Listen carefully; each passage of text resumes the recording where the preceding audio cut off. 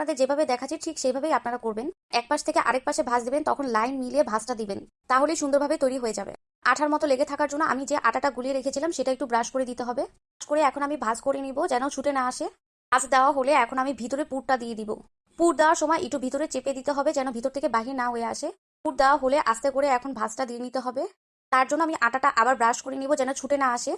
চারপাশে ব্রাশ করে নিচ্ছি ভালোভাবে। এখন লাস্টের যে ভাঁজটা দিয়ে তারপরে একটু যে কোনা ছিল ওটা আবার ভাঁজ দিয়ে নিলাম।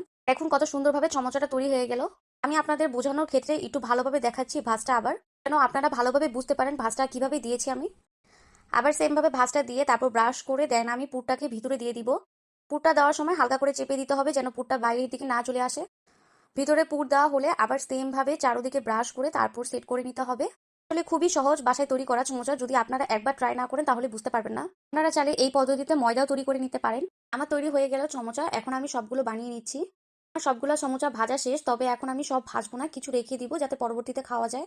আর কিছু ভেজে দেখাবো আপনাদের এখন। ভালোভাবে তেলটাকে গরম করে তারপরে গরম তেলে ছেড়ে দিতে হবে সমোসাগুলো।